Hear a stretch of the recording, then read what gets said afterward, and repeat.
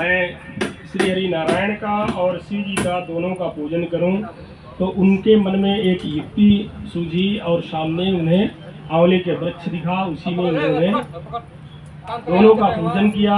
उनके पूजन के उपरांत श्री हरि नारायण और भगवान शिव प्रकट होकर के उन्हें वरदान दिया।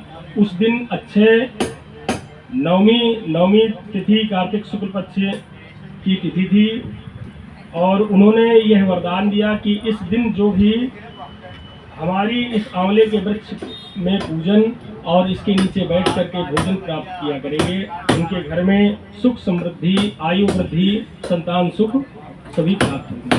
लौकिक एक कथा है कि काशी नगरी में एक निसंतान धर्मात्मा वैश्य रहता था। एक दिन वैश्य की पत्नी से एक पड़ोसन बोली कि यदि तुम किसी दूसरे के लड़के की बलि भैरव के नाम से चढ़ा दो तो तुम्हें पुत्र की प्राप्ति हो सकती है। एक दिन जब वैश्य को पता चला तो उसने ऐसा करना अस्वीकार कर दिया, किंतु उसकी पत्नी लोभवश अवसर पाकर अवसर की प्रतीक्षा में थी। फिर एक दिन एक कन्या को उसने कुएं में गिराकर भैरव देवता के नाम पर बलि दे दी। इस हत्या का परिणाम विपरीत हुआ। लाभ की जगह उसके पूरे शरीर में कोढ़ हो गया और लड़की की प्रेत आत्मा उसे सताने लगी। वैश्य के पूछने पर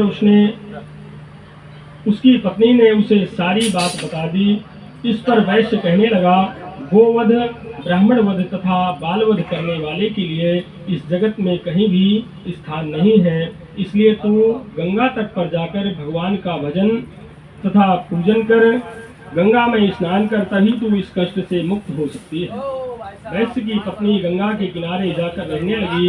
कुछ दिन बाद गंगा माता वृद्धा स्त्री का वेश धारण कर उसके पास आई और बोली कि तू मथुरा जाकर कार्तिक नवमी का व्रत तथा आंवला वृक्ष की परिक्रमा कर, उसका पूजन विधि के साथ कर। यह व्रत करने से तेरा यह कोढ़ दूर हो जाएगा। वृद्धा की बात मानकर वैश्य पत्नी आज्ञा लेकर मथुरा जाकर विधि पूर्वक कार्तिक नवमी का व्रत करने लगी। उसके आंवला वृक्ष की परिक्रमा करने के साथ ही उसकी पूजा भी की। ऐसा करने से वह भगवान की कृपा से दिव्य शरीर वाली हो गई तथा उसे अनेक पुत्रों की भी प्राप्ति हुई। अंत में वह वैकुंठ धाम को प्राप्त हुई। बोले लक्ष्मी नारायण भगवान की जय। कथा संपन्न हुई।